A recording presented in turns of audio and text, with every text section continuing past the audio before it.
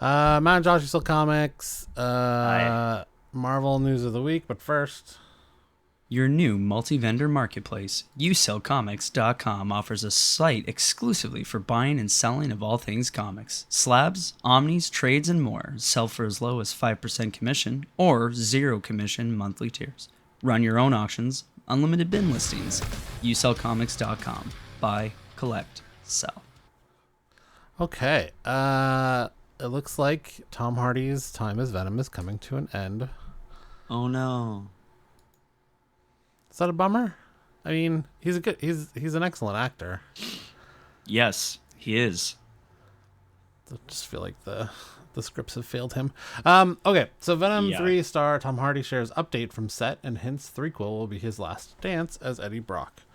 Last Dance. Is Tom Hardy gearing up to bid farewell to Eddie Brock after Venom 3? The actor shared a lengthy update from the Theakrolls. Jesus Christ. The second sequel, set to appear and appears to be hinting at the symbiote's last dance. Venom and Venom Let There Be Carnage both drew a mixed response from fans. Well, the latter was an improvement over the predecessor, was it? Sony's take on the symbiote has simply veered too far from the comics for some. Still, we're optimistic that the Venom 3 will end the trilogy on a high note, and work has finally resumed on the threequel. Tom Hardy confirmed that in a lengthy Instagram post, which many fans believe includes the confirmation the actor will bid farewell to the role after the next movie is released. So we'll scroll down. Quote, here's what Hardy had to say about the Venom's next movie, Venom 3 Last Dance. Thankfully, we're back to shooting. I want to take... It's an interesting post. It's very... Well, first of all, it says Venom 3 The Last Dance. Could that be the title of the Venom 3? That's what I thought. When I first And read it, not- I thought that was the title. But I think that's just him. I want to take a moment just to thank all the teams thus far on the ride from V1 to hear all of our fantastic crew and fantastic cast and crew, good friends and family. We've come a long way. It's been and continues to be a lot of fun.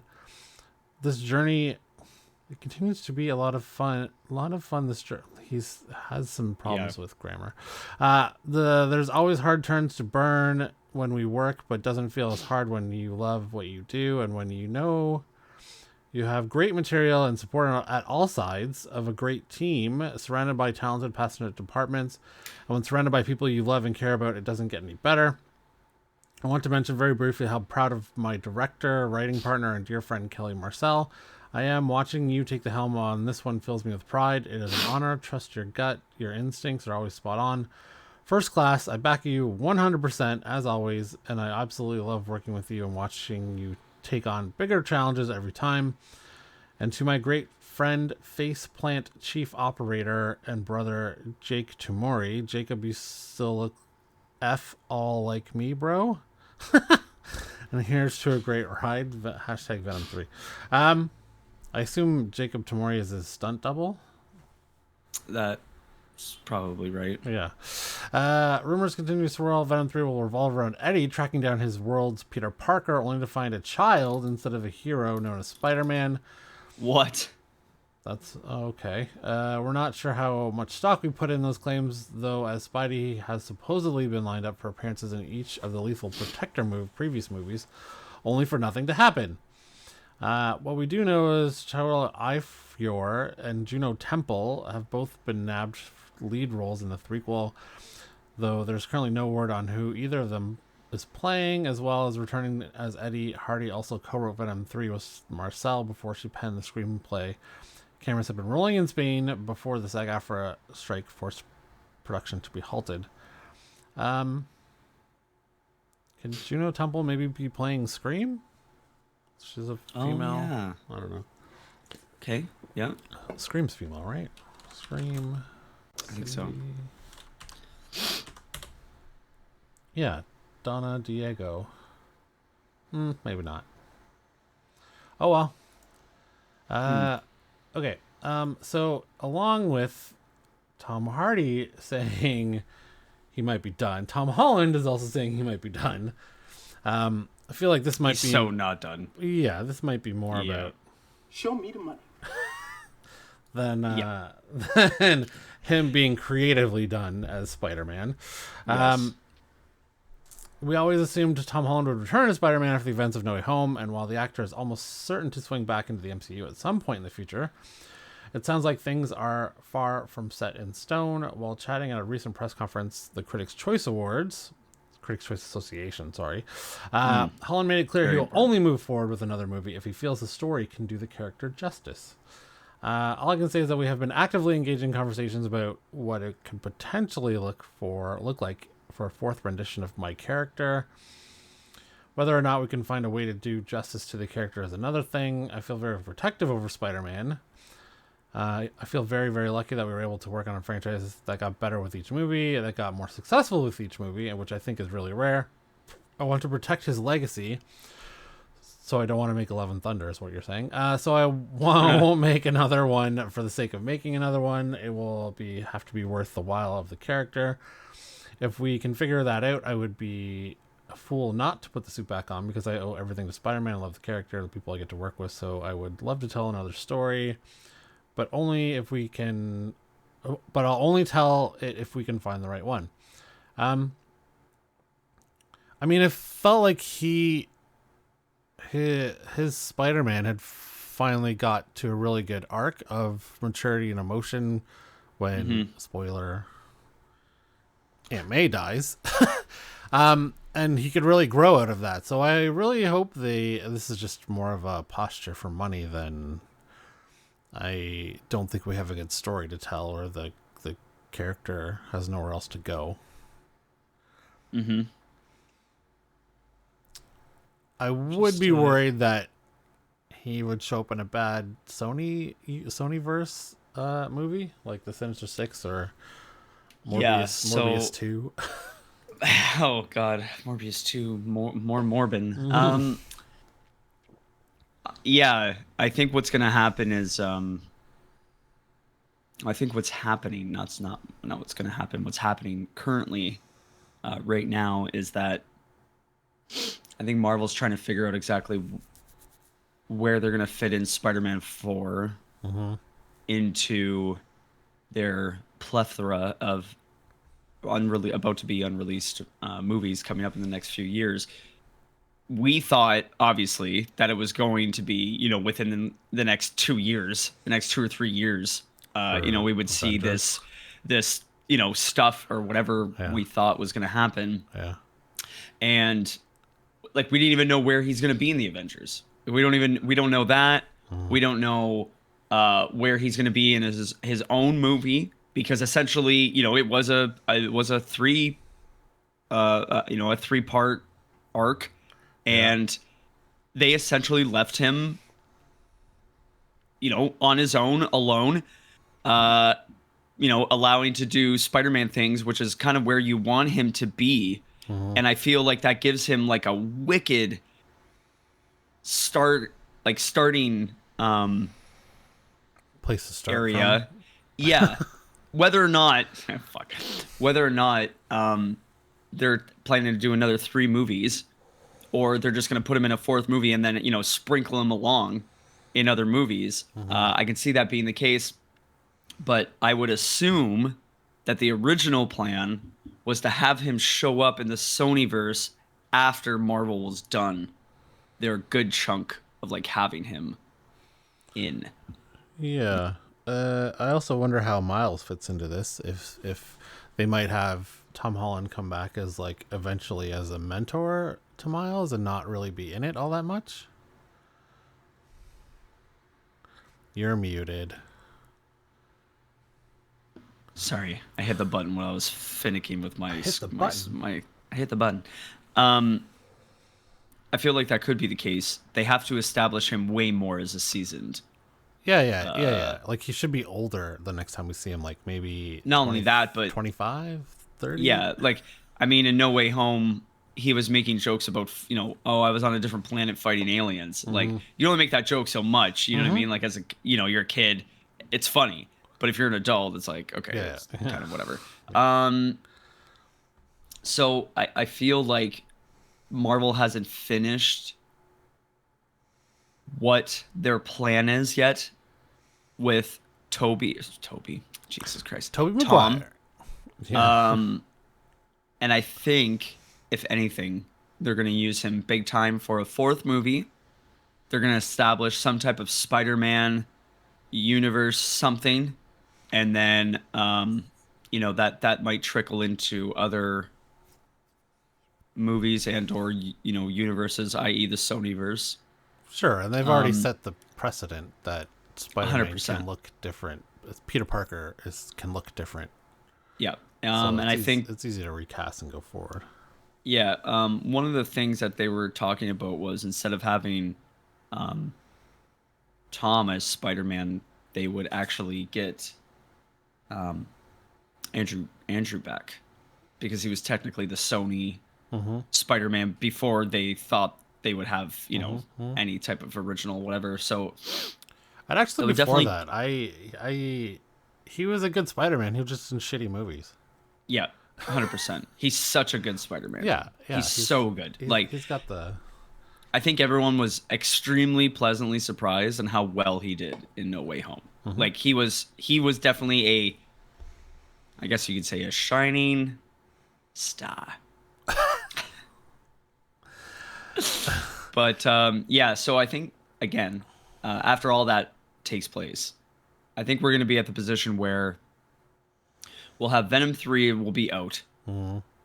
Fucking Kraven will be out. Yeah. And I think they're probably going to pump out. Well, you got Madam Web coming. Yeah. So Madam Web.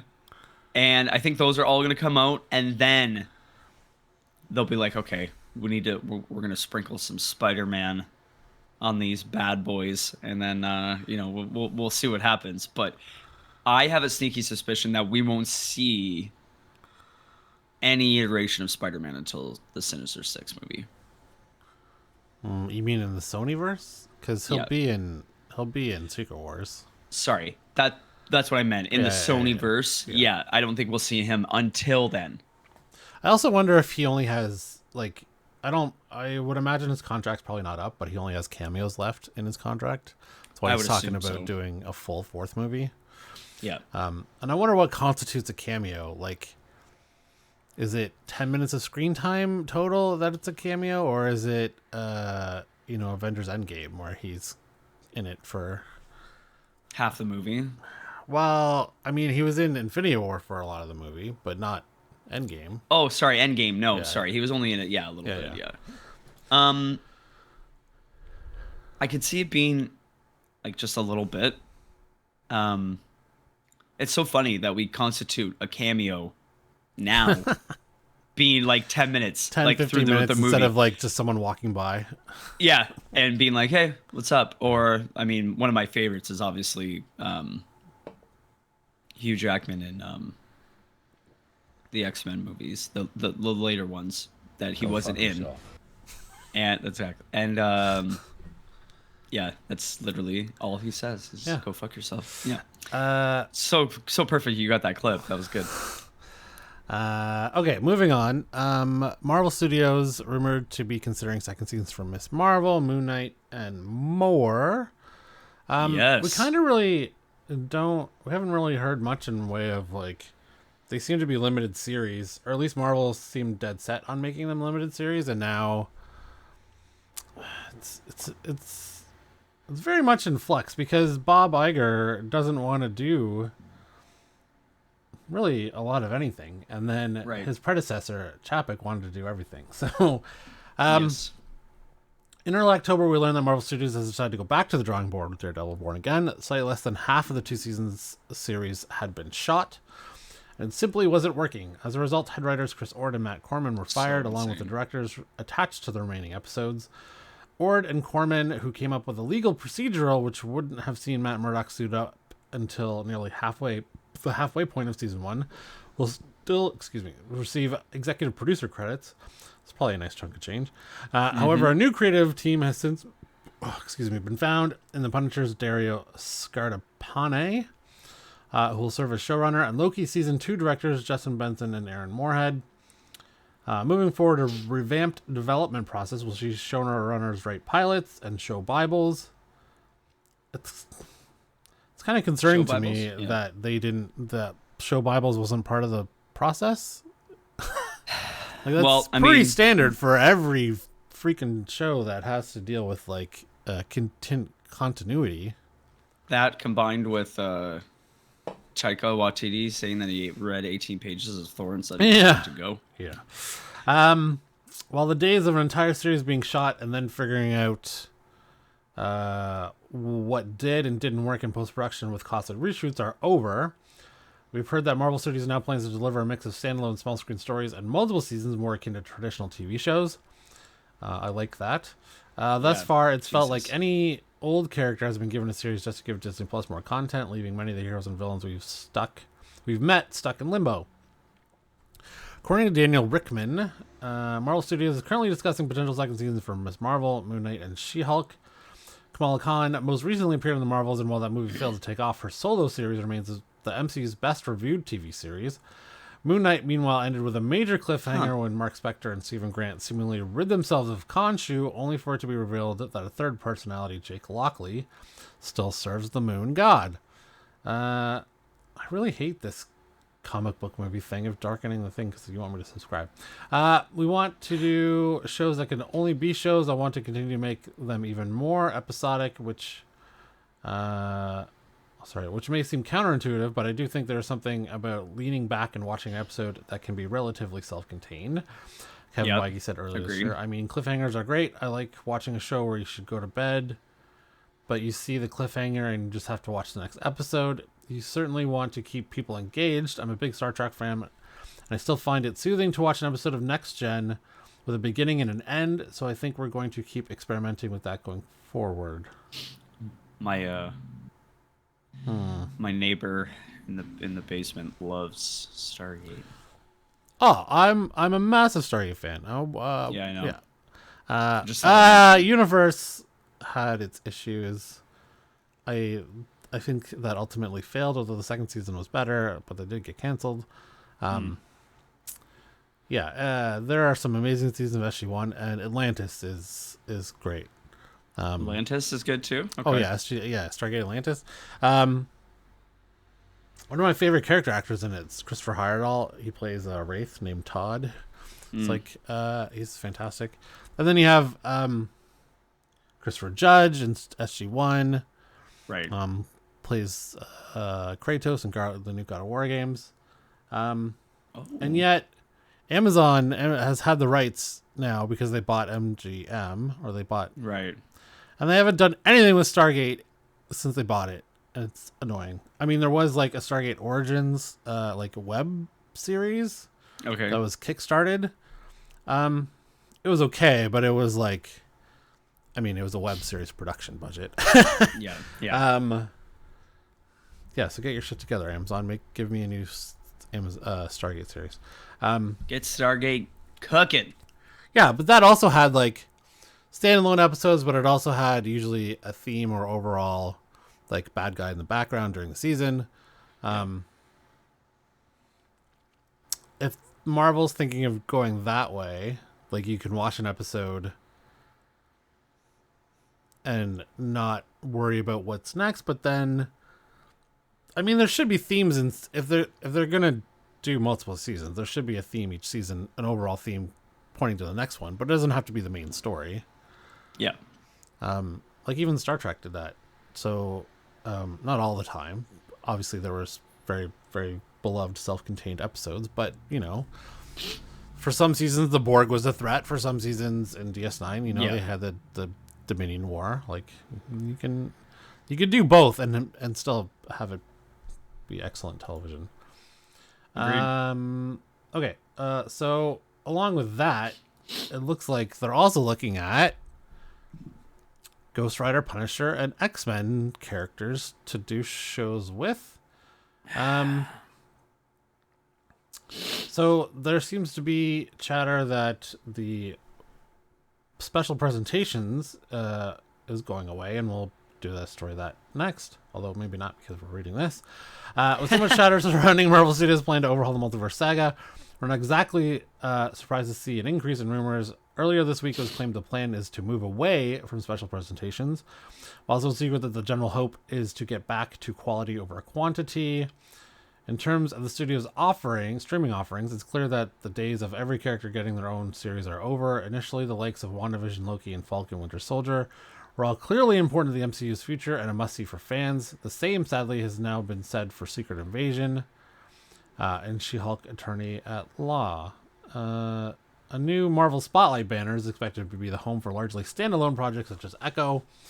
While we've heard the ideas for showrunners to be hired to take charge of these small screen stories in the same manner as a traditional TV series, previously Marvel has been making them like movies and trying to fix what didn't work in post, a costly and complicated approach. Yeah, I mean, the fact that Secret Invasion cost $200 million for 6 episodes is absolutely insane. Insane. Like, it's I would say I'm surprised that it took them as long as it did for it to hit that, for them to realize, hey, stop doing reshoots and structuring it the way that they did. Like, we fuck, man. Secret Invasion, like, you know what I mean? Such a good comic run. They had a good story they could have used. Had such a great story they could have used, and they were close. I feel like they were close. Like, they had a lot of, factors in there that could have played out extremely well. And I don't know. It's really, it's an $80. It's an $80 million show that was made for 200 whatever amount. It's just astronomically fucked. And people can say what they want about the quality of like the CW shows like Flash, but I mean, there were some really good seasons, but those shows were like, you shoot for a week and you're done, you're moving on to the next episode. Like, they didn't have time to, and maybe Marvel should kind of take that approach of, we have to make it the script as good as we can and do the best work we can in that week, because we're not going back to it. Yeah. And we're not spending more money to fix things in post, right? Yeah. Yeah. And I think that's ultimately hurting them now, if anything. Because people can, I don't know, not the average person maybe, but fans can tell. They can tell. You know what I mean? Like, it's not hard. And I think that was really evident in Multiverse of Madness. I think that was like one of the times where it definitely, that or Ant-Man, because they were just so heavily green screened that I almost feel like you could tell the time frame of what where was before and what was after. Yeah, like they originally shot, because I feel like they almost have like better spirits, almost. You know what I mean? You can tell. You can tell. Yeah. And then afterwards, you fast forward 3 or 4 months later after shooting the first thing, and it's like, oh, I gotta go back and do the exact same thing, but I have to do it a little bit better. And it's like, don't think it works as the best way, I guess you could say. This will likely mean we'll see multi-season TV shows about specific characters rather than largely random stories about superheroes who are introduced and then fade into the background. According to Scooper Daniel Rickman, Marvel Studios is considering a number of different characters for these new style shows, including the Punisher, Ghost Rider, Alpha Flight, the Runaways, Jessica Jones, and select members of the X-Men. Wow, the Runaways, they're interested in doing it again? That's crazy. Yeah, I guess they would. They'd have to reboot it. The Punisher and Jessica Jones have already started a Netflix series, so putting them under the Marvel Spotlight banner with a TVMA rating would make perfect sense. As for Ghost Rider, fans have been demanding to see the Spirit of Vengeance in the MCU for years now, especially after Agents of S.H.I.E.L.D. The Runaways is a little more surprising, as they had a 3-season run on Hulu, and we bet on the team being rebooted. As for Alpha Flight, putting the spotlight on the Canadian team of superheroes, which is closely tied to Wolverine, would be a smart way to take advantage of the many characters Marvel Studios acquired in the Disney-Fox merger. This also applies to those unspecified X-Men, of course. Could we get a Rogue Gambit road TV show, on the road TV show, or yeah, right, maybe a Morph TV show, comedy? Morph? Yeah. Holy shit, dude! Now you're stretching, baby. Well, this is for lesser, morph. lesser characters that, could... Bobby Drake Iceman at working out at a hockey arena? I don't know. Oh my god. He's the coach of the Mighty Ducks? I don't know. Wow. But yes, please. Maybe Colossus goes to find his sister, Ilyana, in Russia or something? I don't know. Okay, so we're going to skip one because we just talked about special presentations being over. Marvel Studios interested in doing Scarlet Witch film. This is really an odd rumor because she has said she's done with it. And the Marvel Timeline book that came out says she's dead. The 616 Scarlet Witch is dead. She died in Multiverse of Madness. So I guess you're doing an alternate universe? Why is this? Did this CB rumor thing crash? Oh, did it? I think it did. Well, I'm going to say that I believe that she's not done. She's definitely going to come back as the character. Yeah. I don't think they're going to do a movie. Okay. This thing is... But I feel like it's dead. They'll do something in the terms of, like, I don't think they'll give her a special presentation, but I feel like there's something like she'll be a part of a good chunk of like a movie or something, or I don't know. She's gonna be back because people want to see her as Scarlet Witch. It's crazy.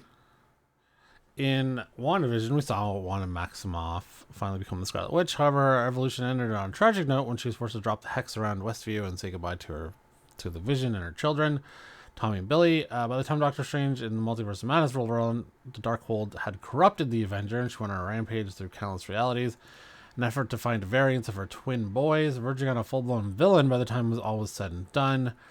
Wanda eventually saw the error of her ways and appeared to bury herself beneath Wundagore after using her powers to destroy every possible copy of the Darkhold throughout the multiverse.